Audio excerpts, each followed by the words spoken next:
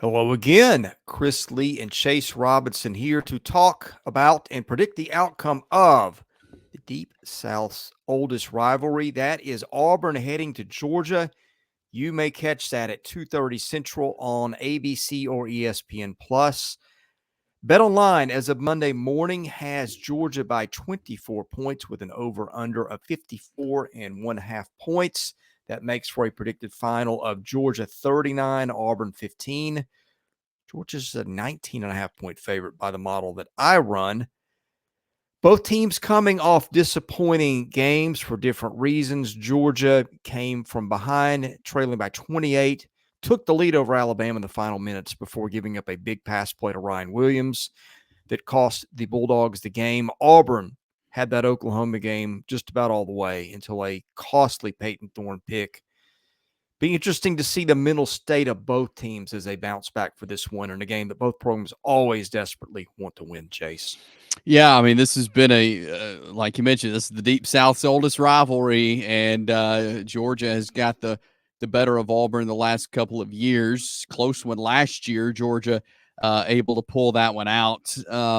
But you look at both teams and the positions that they're in. Georgia's mad. They just went on the road, lost one to Alabama. They're going to come home against an Auburn team that struggled. I mean, there's no way around it. That they have turnovers have plagued them. If you watch the Auburn-Oklahoma game, it was a game I was sitting there watching it thinking, wow, this looks like a different Auburn team. And they did for the better on Saturday and then the pick six, and then they really couldn't come back from that just mentally, I feel like. And so we're out of position. We learned a lot about Georgia Saturday and maybe some things Auburn could do to expose them. But Georgia's still a really, really powerful team that's going to go deep. All right, let's talk about the strange animal that is the Auburn offense, as we always give the matchup starting with when the road teams got the ball. Auburn, the good news, you're averaging 7.6 yards per play, 6.3 per running play. That takes sacks out of rushing yardage, and 8.9 per passing play. So, some explosiveness there. You saw that last week with Cam Coleman, Malcolm Simmons, Smith, Lambert.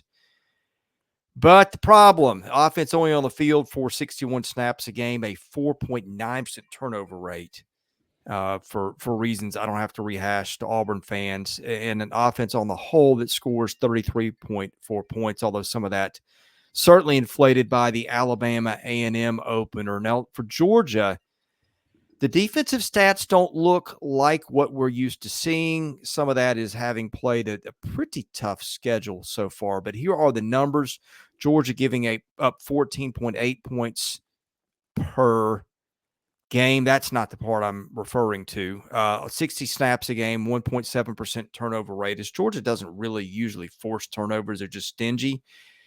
But they're giving up 4.4 yards per rushing play and 5.4 per passing play. It looked a lot worse than that last week against, of course, a team that could really throw the ball. And Georgia hasn't faced a lot of that so far. 4.8 yards per snap on the whole. I don't feel like this is the elite Georgia defense that we've seen in the past. I mean, not at that level. I think it's still outstanding. Don't get me wrong. And Auburn has done some stuff. I mean, you saw some things last week with them getting receivers open. You saw some busts in coverage by that Georgia secondary. Like if Auburn, when they're not throwing interceptions, has got some guys who can make it interesting here. The problem is that they're always throwing interceptions. Yeah, they got Cam Coleman involved Saturday, which was huge. Lambert-Smith as well.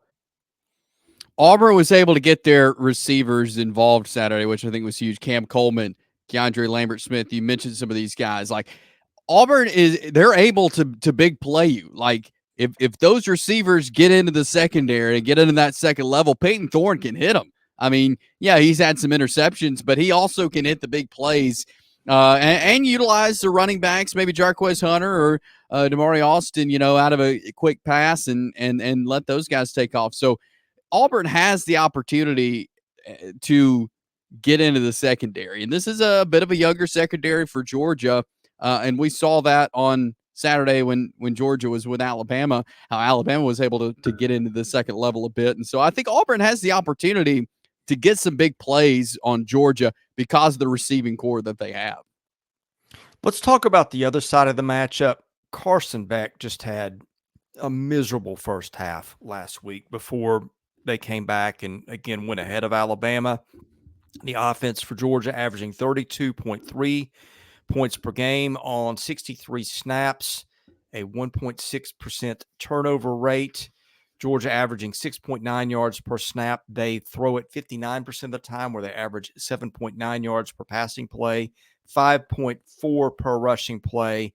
As for Auburn, the defense, and consider the short fields that this team gives up and how much they get put in bad spots, only giving up 18.8 points a game. Again, 7 out of pick 6 last week. Averaging 68 snaps against, forcing turnovers 1.2% of the time, just 4.8 yards per snap against Auburn's defense, 3.9 yards per rushing play, 5.9 yards per passing play as opponents run at 51% of the time. I think this is an interesting side of the matchup because I think Auburn lost in all the fireworks of the turnovers and Hugh Freeze as that defense has been really good. They have, and you mentioned Carson Beck. I mean, that was just such an uncharacteristic first half performance from him, against Alabama. And that's not Carson Beck. That's not the Carson Beck. The second half Carson Beck is what we are used to seeing. But, you look at the stats column, it's not going to look good for him, especially with the interceptions. But still, I think he is a really talented quarterback with a lot of good guys to go to, and he's got some good receivers. If they could get Trevor Etienne involved, but Auburn's defense, I feel like, responded well when they went down early to Oklahoma. Hawkins had that big run to start the game, but I feel like Auburn's defense really collected themselves good. When their offense can't rebound from mistakes, I feel like the Auburn defense can. And that's something they have going for them this year is maybe the defense could keep them in some games, could stop some of these big plays from Georgia. They also can big play you. And so this is, to me, is an intriguing matchup of how the Auburn defense responds to big plays and if they can stop them. Because I think Carson Beck getting these receivers involved is going to be huge early for Georgia. So can Auburn get the stops they need and limit big plays? All right, before we get into picks, a reminder, we're brought to you by BetOnline, the world's most trusted betting platform and your number one source for everything football. BetOnline has every stat, every matchup, even live odds and spreads to bet on during the games. Think you know your stuff? Get in on our $200,000 mega contest. Pick 5 games against the spread every week for your chance at weekly prizes and a share of $200,000. When the game's over, head on over to our online casino, get in on a game of blackjack or poker, or unwind with one of over 150 slots games. Head to the website today to get in on the action. Bet online. The game starts here. We will start with picks, and Chase, I'll start with you. Yeah, I think Georgia wins big. They're coming off a loss to Alabama. They're coming back to Athens. Auburn has struggled. I think Georgia comes in. They're mad from last Saturday in Tuscaloosa. I think Georgia wins this one big in Athens. Yeah, I think Georgia wins. I'm not sure about big because let me give you a contrarian take on last week, okay? Oklahoma was maybe the best team in the country at forcing turnovers. Auburn went nearly an entire game without turning one over. And of course, that was a big one. It was the pivotal play in the game, and I'm not going to gloss over that. All I'm saying is this, is if this game ends differently, a little bit of the narrative is that Auburn took care of the ball better. It broke big plays downfield, and the defense was good, although Oklahoma's offense was not great and is not great. I have no idea what to expect from Auburn week to week. I mean, just when you are ready to bury them, they come back. I remember the switch between losing to Mexico State and then almost beating Alabama last year. That is part of Auburn's DNA. Big plays are part of Auburn's DNA, and it was the lowest turnover total they had all week. Now, when Peyton Thorne came back after that pick, the confidence fell apart, and that's the thing. That's why Georgia could win in a blowout. I see this as a lower scoring game. I think Auburn's got a shot to cover, but God only knows. given what we've seen out of these two teams the last couple of weeks. We'll wrap it up either way after the game. Best way to get that is to subscribe to the website. You just hit the subscribe button. It's free. Hit the like button. That helps our analytics, and enable your notifications so you know when we go live with videos. We do baseball, football, basketball, all three sports year round. Anyway, caroline.smith at southeastern14.com for advertising inquiries, and we do reach millions of people a year. For Chase Robinson, I am Chris Lee. You have been watching Southeastern 16 presented by Bet Online.